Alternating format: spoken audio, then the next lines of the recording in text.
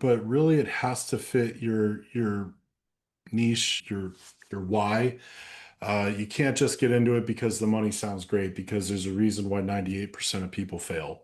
So it's not the first year, it's by the second year, most people are out. So the fact is that you want to find the right type of support, mentorship, people who know what they're talking about, and ultimately have a clear path and trajectory for you to grow your business, as opposed to just being another brick in the wall. That's the big thing. Yeah, no, definitely, definitely. And that niche is a big deal, right? I've always said this too. Success is already in your hands. You already have past experiences, you already have certain connections, and you just have to find the right mentor to help you unlock those opportunities versus upline that's going to just push you into some system and hey, do it this way, right? And Yeah. that takes a real mentor, that takes real conversations, and it should not be cookie cutter the same for every single agent, right?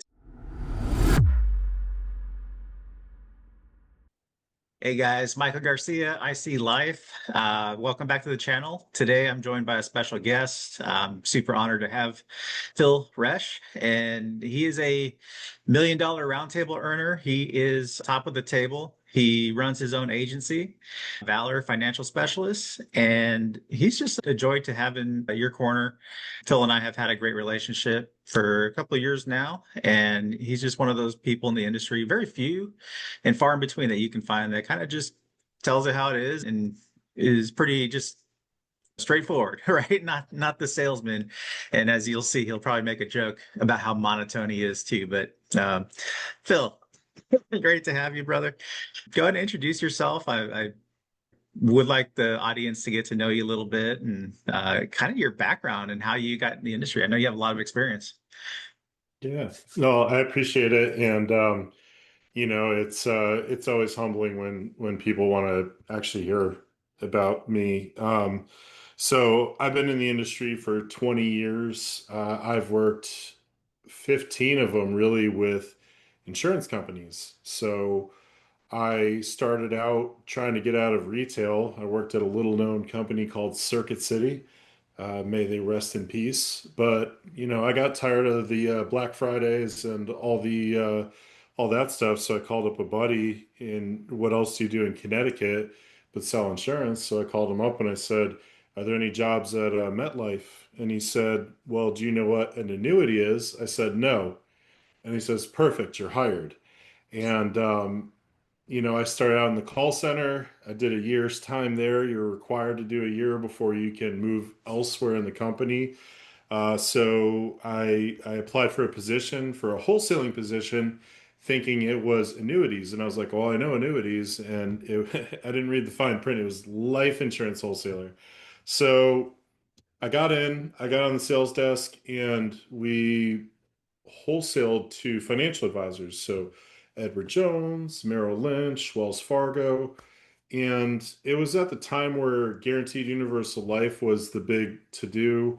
VULs were still a little popular, but a lot of people were looking for, especially in the financial advisory world, moving cash value based life insurance to like a single pay, guaranteed paid up. And so that would give the client more money to invest with their advisor. A lot of it was a play to get more assets under management, and we were used as a defensive posture.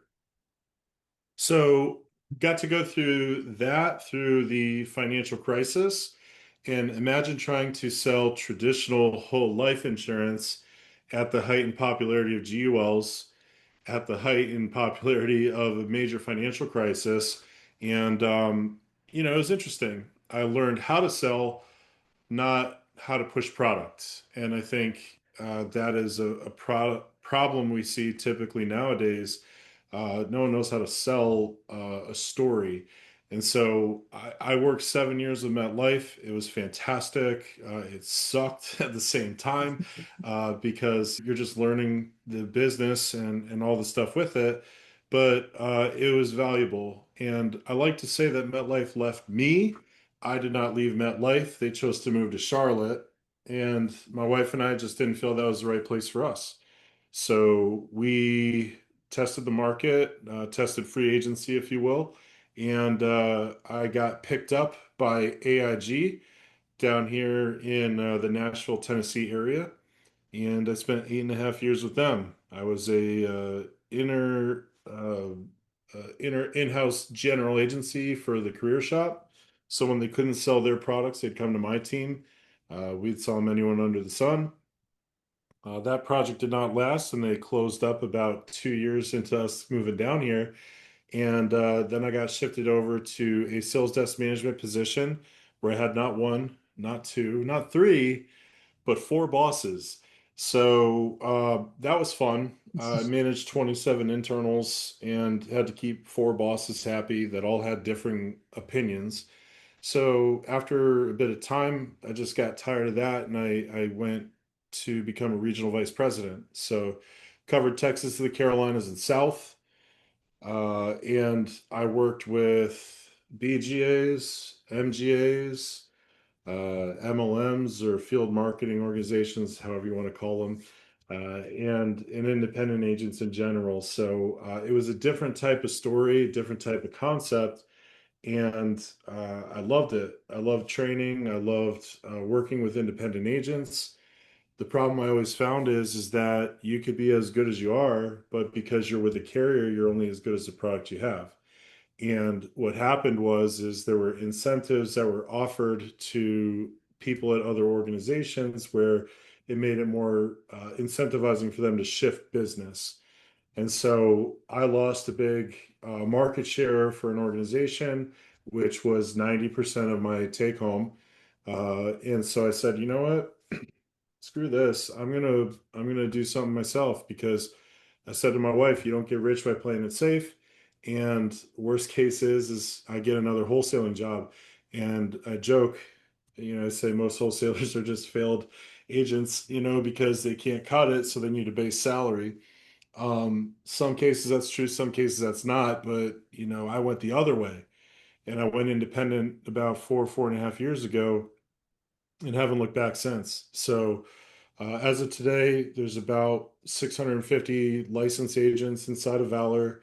There's about 35 sub-agencies. So I partner with an agency type level. So for those who need training, have that ability to do that, point of sale help and things like that. And then on the IMO side, which the terminology is used so loosely, it drives me nuts.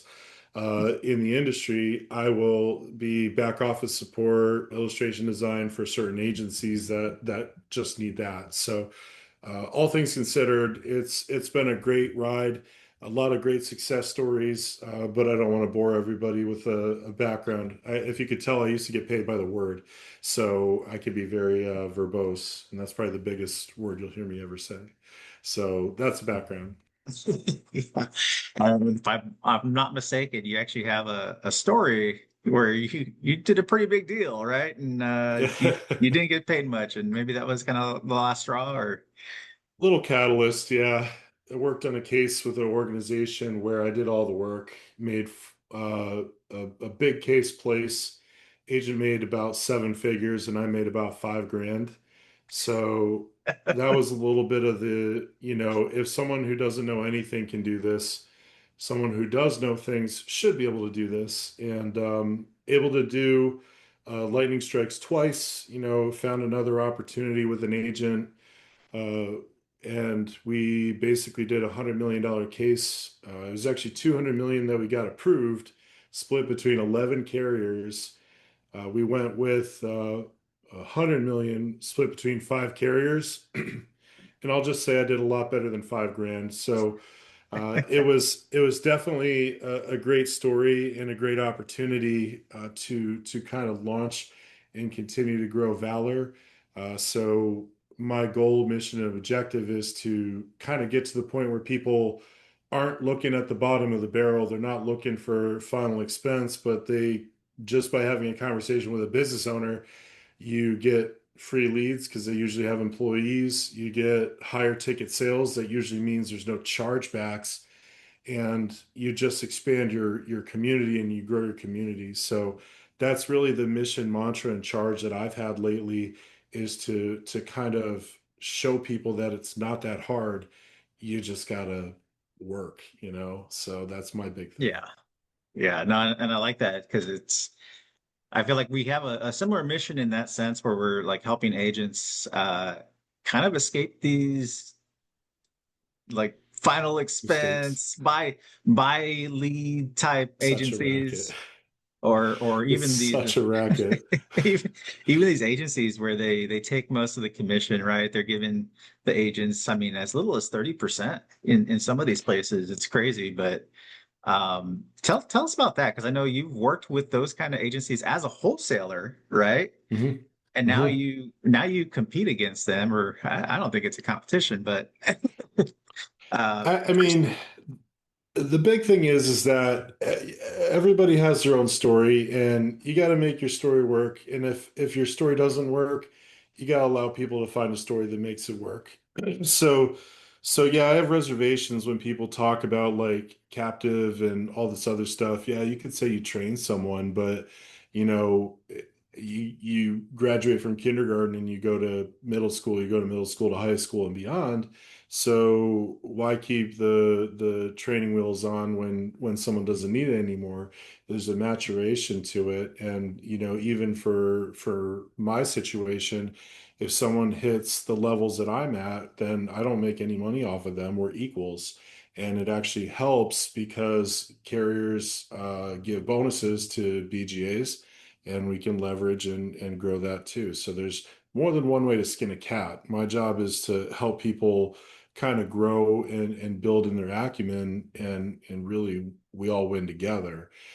So yeah, I mean, to kind of talk about the leads for a second, I've been very vocal about it online because to me, it's a tough position to be in where if you think about it, right, you're brand new.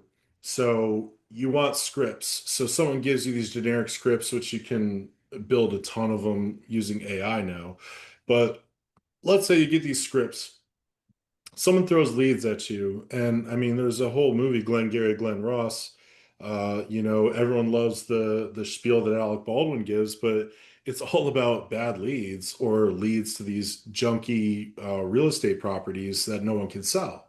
So when you think about it, you have these lead vendors who will then sell leads at, say, premium leads at 150 exclusive, 150 a person or whatever. I don't do it, but all of a sudden they don't work. So then they resell them at $60 to some people. And then they have age leads that didn't work the last two times, but are now 90 days old and they can sell them at $10 a pop. So these lead companies are selling it three times over. If they were so good, they would just take their own leads, generate their own insurance division, and then have them do it. And, you know, if you're supplying something that's so good, then I could understand why 20, 30, 40, 50% commission makes sense because you're spoon feeding them. It's kind of like welfare, if you ask me. Like you're yeah. begging for something from someone and you're hoping that it works out. But the fact of the matter is there's no hustle, there's no drive. You live and die by leads. And I kid you not, like how topical is this? I literally had an agent yesterday call me up and say, Phil, I need to buy a term policy on myself. I need the commission so I can keep this thing going.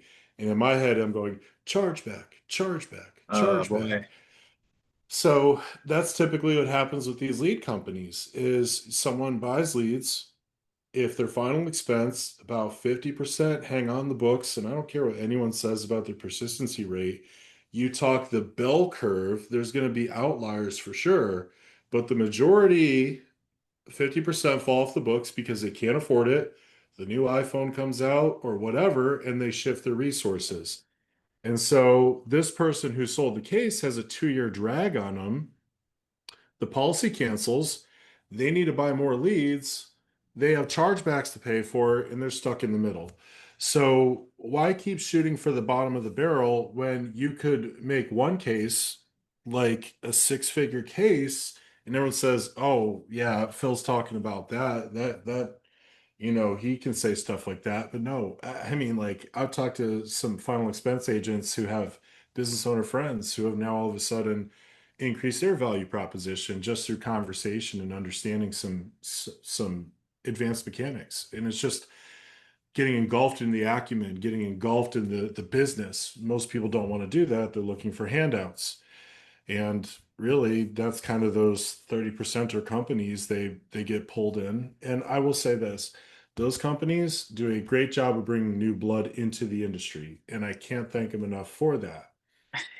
Right. But but I mean, let's be honest, that's where you came from too, right? Yep. That's Yep. so the acumen has grown, the ability has grown, and with that comes better opportunity. So the problem is that, when you think about the structure and the design, it's meant to keep people down. So you have a certain echelon that's going to continue to get this cycle of people in Yeah. and keep that going for their passive growth. So I always say to people, I'm like, is your job to dream, or are you funding a dreamer's dream? Like Yeah. where is the end game there? And so I get anxious when people start talking about like, oh, this person is under me, and therefore I get a cut on everything they do. And then they move to a different organization, and then this person's like, well, I want to go there. And then they're like, I want this hierarchy to stay the same. I was like, bro, that was a different box, like this is completely different. People who make educated decisions to better their family, and that's why I say you got to make your story better. If your story is better, then no one will leave. You'll have comp. I don't know if I can say the word. People who are just trying to find the biggest comp elsewhere, and they'll constantly jump from ship to ship to ship with no loyalty. And yeah, you'll get those too.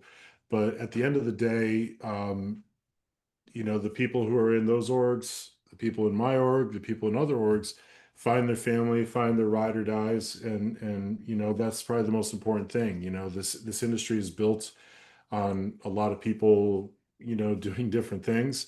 You find the people you want to roll with and just, crush it from there. So, and sorry if I Yeah. went on a tangent. I don't know No, if you're you, good. I think you know, I think sometimes you just have to use common sense, and I feel like common sense is often not so common as they say, right? It sounds like a cliche, but you mentioned the leads, right? It's like if you said it yourself, right? If these guys were so good with their leads, why aren't they just selling the clients themselves and collecting the commission? If you can make all these money off these leads, and you just start to stop and think a second, you're like, well, I always said this, not every lead buys, but every lead gets sold to an mm-hmm, agent, right? And every mm-hmm, lead gets sold multiple times to an agent. yep. And so, of course, the lead vendors, they're the ones making all the money, right? And I think you have to look even further and say, okay, well, is my agency a lead vendor? Because unfortunately, there's a lot of agencies out there that are actually lead vendors, and I don't think they care what they make on insurance, quite frankly. It's like we got people buying leads. The insurance is just a bonus if we get anything, Yeah, right? So, it's a um, distribution. And yeah, I mean, you could even play on top of that. Like you have people from Pakistan, trying to get people in the United States to buy their leads. And it's like, it's such a hot topic. And the thing that irks me the most is these groups where you see someone, right? I want the highest comp and the freest leads possible, okay, so let's think about that. If I was a business owner, which I am, and someone came to me and said, I want you, Phil, to make absolutely no money off of whatever I do, but I want you to supply everything for me. Do you have that model available? yeah. Like the audacity of people to just say like, there's nothing that you should get off of whatever I do, but you need to support me. Uh, You need and to, it's out there. yeah, It's out I there. know. It's It's like, crazy. you're my slave, Phil. Yeah. You're going to work for me for free and support my Yep. business. Yeah, no, it's Yep. insane. I It's a think one fight of to the the things, bottom. yeah, one of the things I've talk to agents about is like understanding the value proposition of the agency. So let's talk about like the resources, right? Hmm. Because there are people that just look for the highest comp, right? And Yep. maybe rightfully so if they can run things themselves and yeah, they don't need help, right? They don't need assistance. They're at that level, but you have other people that need assistance, right? And so I've always given this example, Phil, where like, hey, if I give you 100%, right, you're going to get paid very high comp, but I don't provide Hmm. you anything else. It's just here's the comp. You go hunt the business on your own. And if you don't have that skill set to go Yep. prospect, 100% of zero is still zero, right?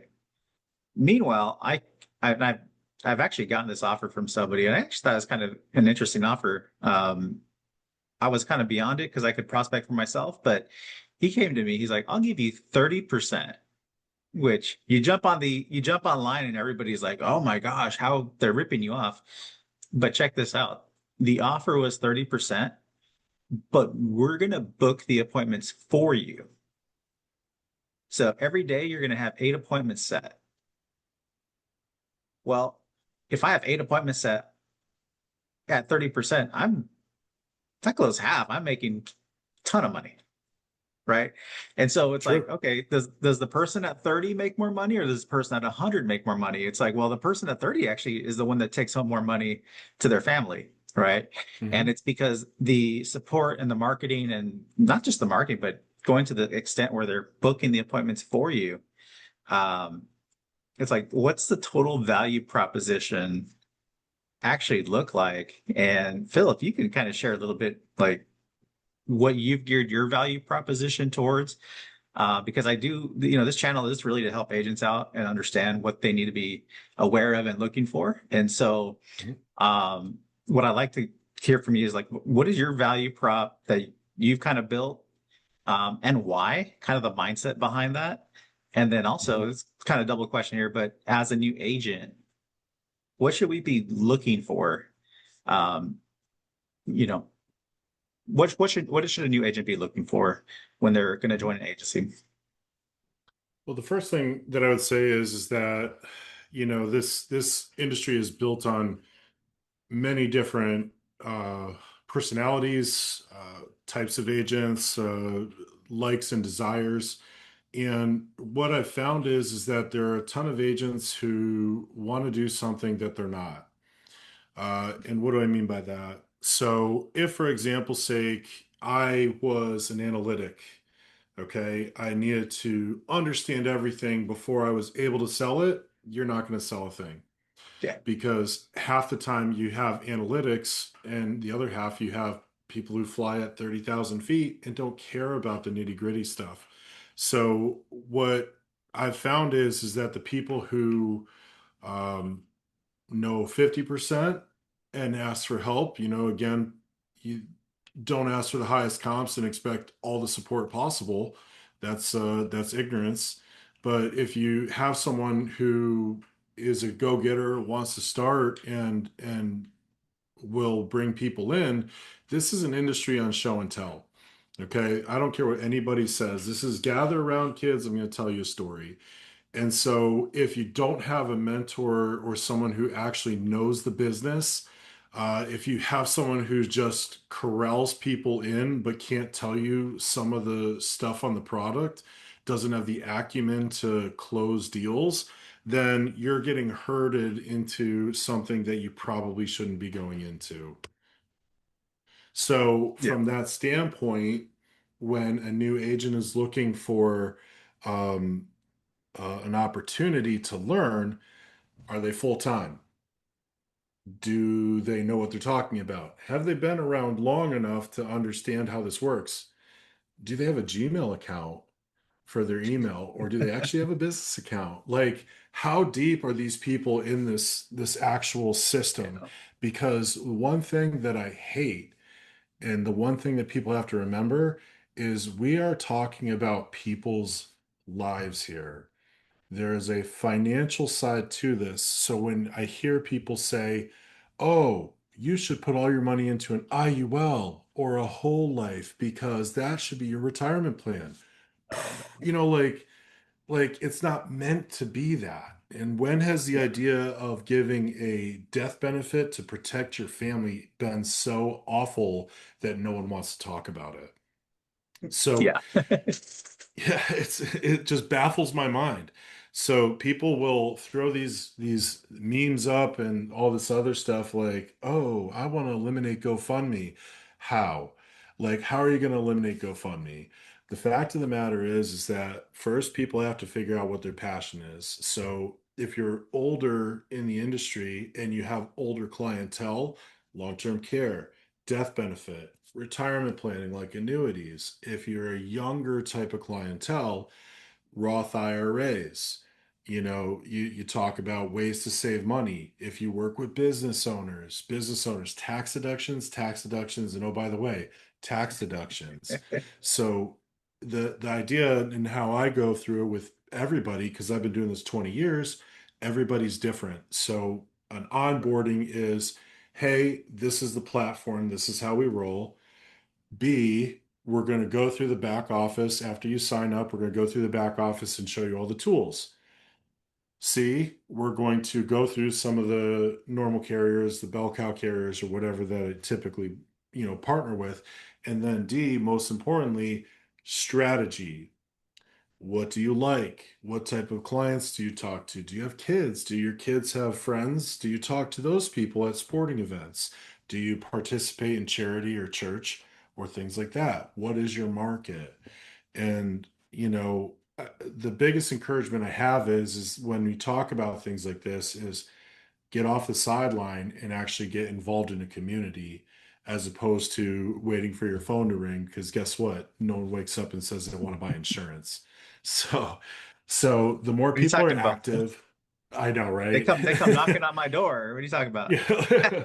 Like I literally, and it's funny you say that because I literally I had to get coerced into buying insurance myself and it just and like even now I know I need more insurance. I'm not at the physical structure where I know fiscally it's going to be easy to do, but building this whole back office and everything and I was like, you know what? The first case I'm going to submit is on myself.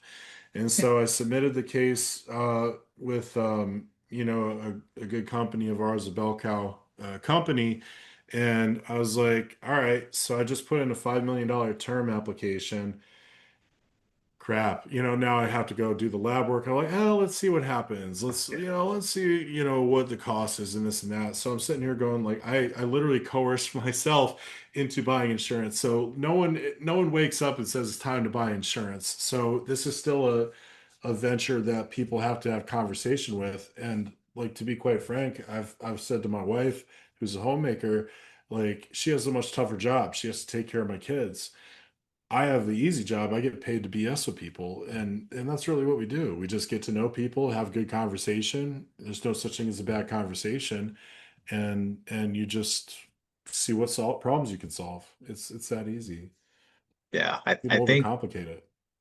I think when it comes to like you mentioned a few things there, and one of the ones was like, oh, put all your money in the IUL or whole life, and it's like, oh my goodness, um, that's like I constantly. But the one thing I'll say is for a new agent, so you don't get ripped off, right? Because some of these companies will tell you to do that, and they don't care because they get the commission, um, and that's all they care about, right? So to not get ripped off, it's your money going into a policy. By the way, this is also the best way to learn for your clients.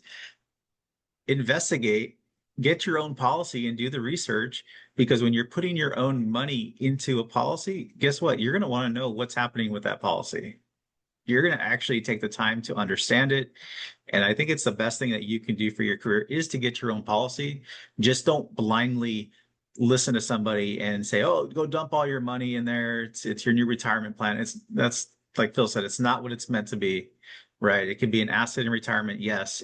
It's not a retirement plan, right? And so you got to beware of some of these companies, right? You got the blind leading the blind. And let's get into that a little bit, Phil, because there's a lot of companies out there that it is truly the blind leading the blind. And I think, in my opinion, one of the telltale signs of a company where you have that going on is if you join the company and they tell you, hey, if you do it 3 clients, 3 recruits in 30 days, or 4 clients, 4 recruits in 30 days, we're going to give you a promotion, right? And the promotions are based off recruiting even before you've learned what, like, you have no clue what you're doing, but yet they're telling you go recruit and bring people in.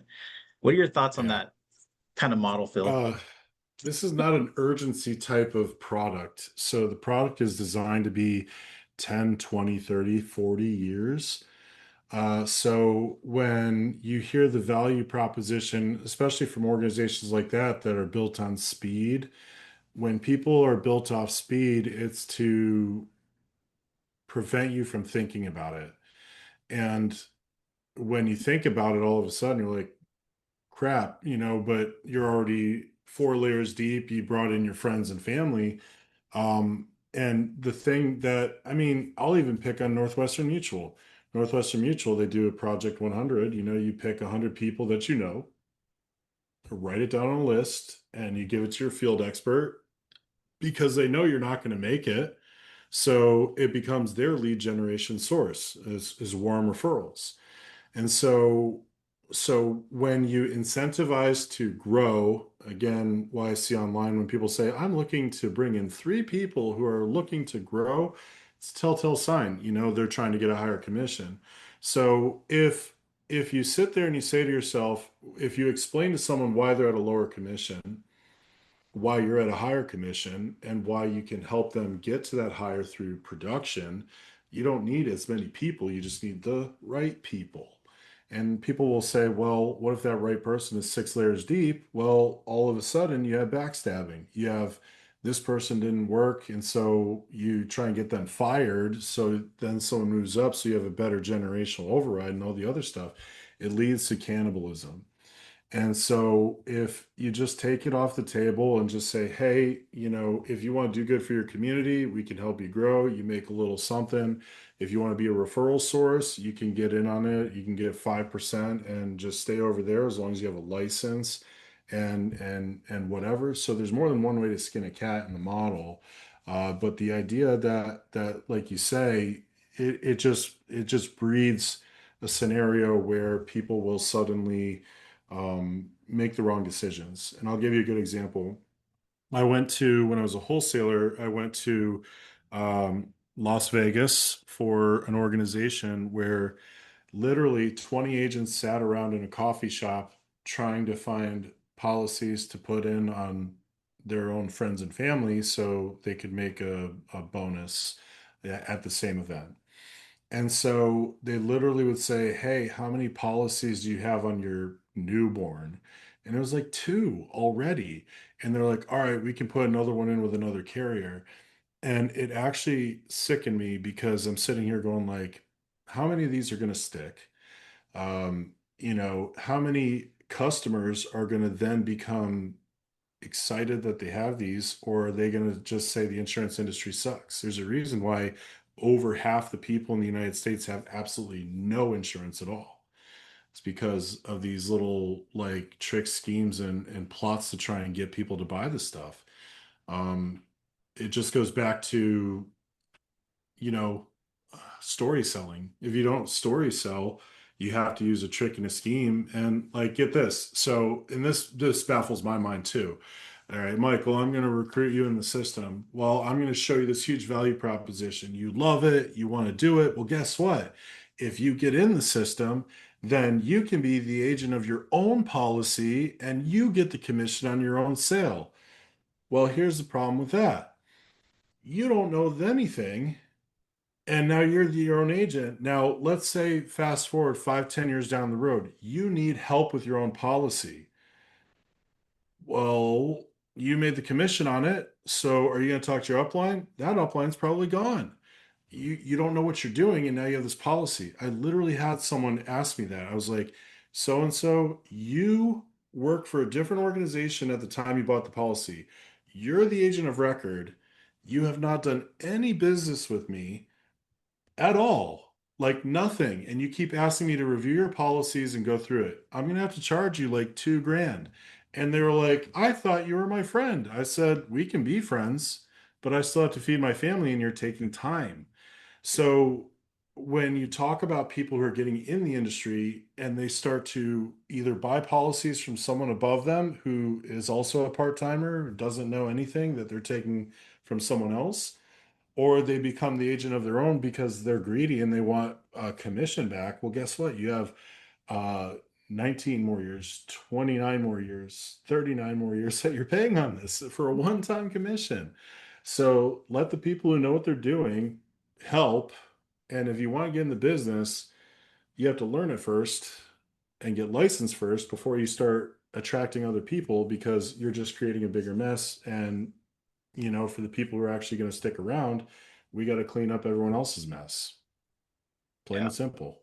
Yeah. I think, one of the things I've heard too is some of these people actually, because they make the override, right? And you're coming in at 25% or something Yeah. ridiculous. So they're making all this money, even if you write it. And what I've heard is just pretty crazy, Phil. Some people are out there telling the agents to write their own policy because they're selling it as these retirement plans, IULs, right? And as you know, those are a lot of these are commission-based sales, right? Just to make a commission. They're not going Government to actually funding. help you, and that's why we have so many lawsuits against the product, right? Because they're missold, misrepresented. But now you you're the agent on your own policy. You screwed yourself, right? What are you going to do? Sue yourself? That's Right? I tell people all the time. I'm like, I'm not going to be held liable for your mistakes. Premium finance is a huge issue because you Yeah. got greedy people finding big policies and they want to sell free insurance. So when you couple the idea of an IUL, on top of that, you have a bank loan arbitrage and someone saying it's free insurance. Kyle Bush, that's like right there. And, so stuff like that happens way too often. I literally had a guy come to me and say, I want to sell a $1 million Allianz premium finance target case. And I was like, okay. And they're like, how much will you give me? I was like, 50%. He's like, of what? And I said, of street. I'm not giving you overrides for that. If you're having me write the case and I have all responsibility and ownership of it, and you're walking away with X. So I told him to go pound sand. I'm not going to do that. And, there's too many people who forget the fact that you're liable 2, 3, 4, 5, 10 years down the road on these long drag policies. And so and I can't stress this enough, when people tell you or ask you to write a policy because they can't for whatever reason, and then they want the commission. Or I've heard some agents actually incentivize the clients saying they'll rebate them part of the commission for referrals. One, it's illegal. Two, you're selling yourself short because now you have to manage and maintain that policy for year in and year out, and they might get pissed off or they might cancel the policy and blame you, and you gave them half of your compensation. There's so many twisted things that I've seen in this industry from agents.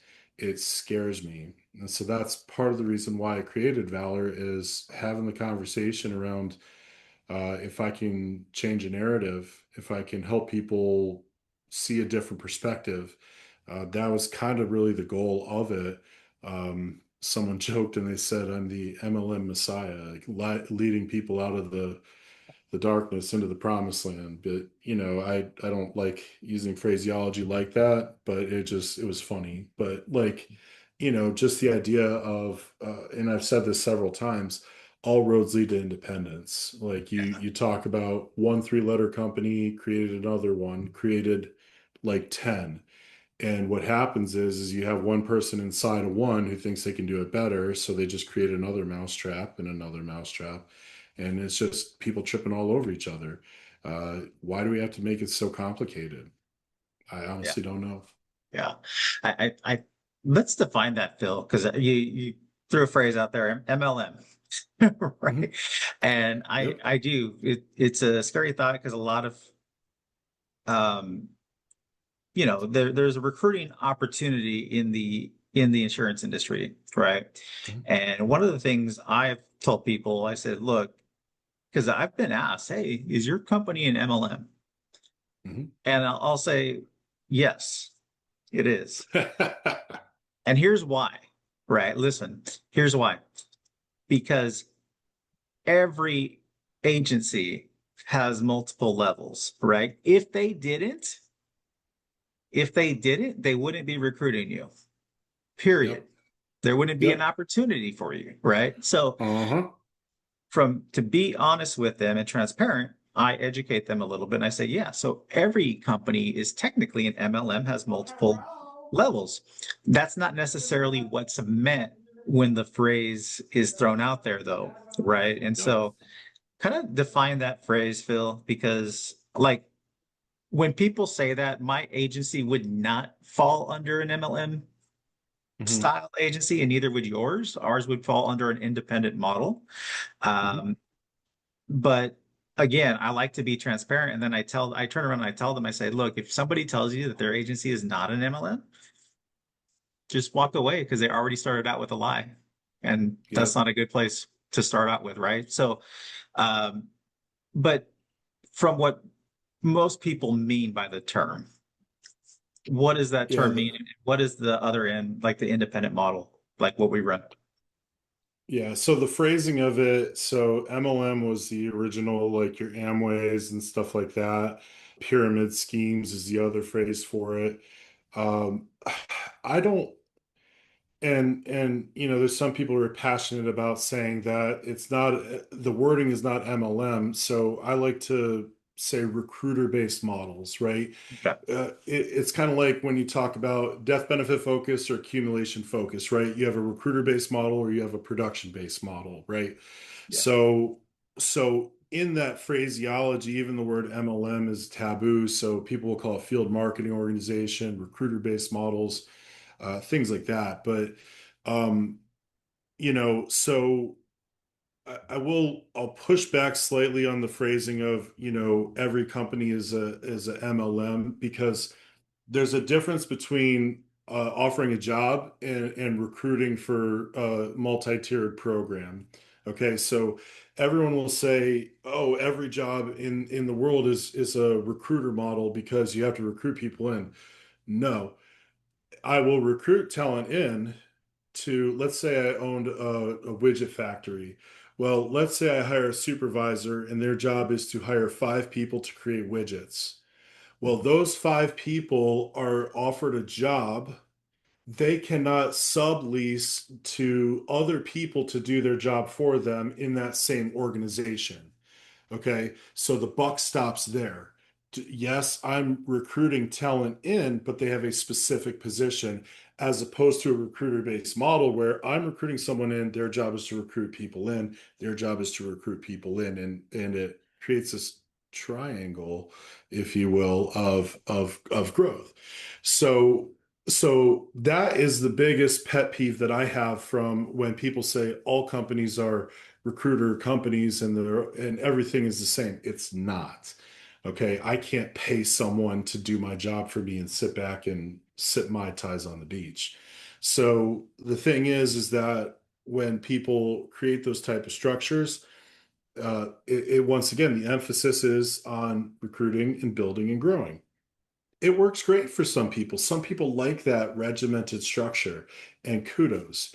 On the other side, where you have a hustler who wants to progress and grow, that's what I say. The more you sell, the more you make. But let's say I bring in I.C Life, right? Michael Garcia is in with Valor. We're bros. Then you have 5 people below you. Those 5 people are your responsibility. My job is to train you. And based off of your growth and your production, you could move up and your agents can move up based off of your parameters. I am not here to hold your hand. I am here to help where I can and help you grow. But my job is not is to train your agents. Now, on the other side, you'll see people will be here. They'll bring in someone here. They don't know anything. but to bring people in. And now they rely on this person to do all the work while they sit back and sip Mai Tais on the beach. So the problem I have with that is that one, it creates a stagnant ability for these people to progress up because this person is still there. Yes, there's ways where they can grow past them. However, the other problem is that person is happy where they are. This person gets bitter because they're missing out on half the compensation because there's a layer in between. So what you have is potential lies, deceit. That person talks to that person, says this person isn't doing a thing. They should be kicked out or fired. And then all of a sudden, they just get an instant pay raise. And that other person who basically was told just to recruit now lost everything and they're bitter. So you see it time and time again. Uh, and like I said, in some places it can work perfectly, other places it's a race to the bottom. And what happens is it creates contention, and then other people will spawn off and do their own thing, all for the sake of equity. Like that's the big thing nowadays is the taboo story of equity, which 5 companies are now offering equity incentives, maybe 6. Uh, 3 of which are newer, 3 of which have passed 3 years and have delivered fractional responses to what the anticipation was. Yeah. And so, My answer, so you have that's this, the old that's the story. Patrick Bet David play.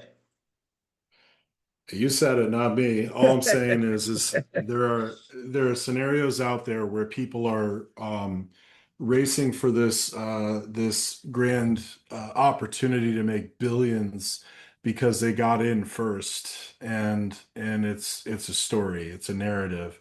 Yeah. I like fiction like the rest of us, but you know, in business, I'd rather be in the nonfiction section. So, yeah, it gets a little My interesting. question is, how did that work out for all those guys? It's the reason why people are calling me. Yep. Yep.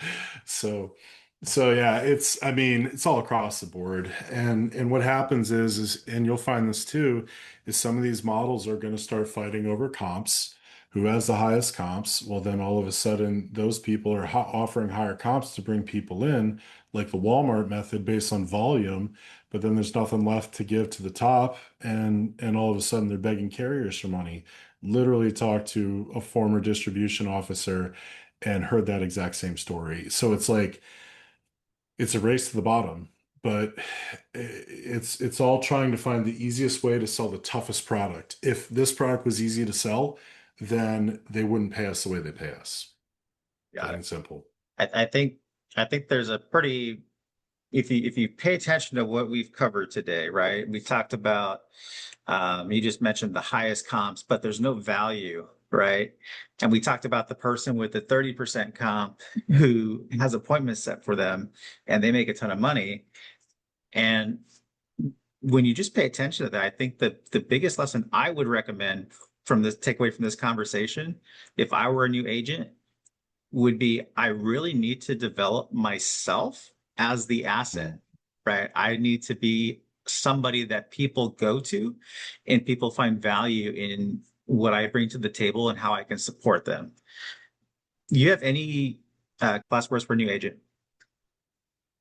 Um, if you're getting into the industry, you're probably getting into it because someone brought you into it. Okay. Have an honest conversation with them. Like you have people nowadays who will spend days, weeks, and months researching toasters, right? And that just has one job to Yeah, toast your bread. So if you're going to go into a financial services industry, what you want to look for is support, trajectory growth, not rushing you into bringing more people in before you know what you're talking about, opportunities to serve, but really it has to fit your niche, your why. You can't just get into it because the money sounds great, because there's a reason why 98% of people fail. So it's not the first year, it's by the second year, most people are out. So the fact is that you want to find the right type of support, mentorship, people who know what they're talking about, and ultimately have a clear path and trajectory for you to grow your business, as opposed to just being another brick in the wall. That's the big thing. Yeah, no, definitely, definitely. And that niche is a big deal, right? I've always said this too. Success is already in your hands. You already have past experiences, you already have certain connections, and you just have to find the right mentor to help you unlock those opportunities versus upline that's going to just push you into some system and hey, do it this way, right? And Yeah. that takes a real mentor, that takes real conversations, and it should not be cookie cutter the same for every single agent, right? So Mhm. Phil, I appreciate your time and appreciate having you on the channel. And if anybody wants to connect with Phil, I'm going to drop his information in the description. And of course, if you want to connect with me, just reach out.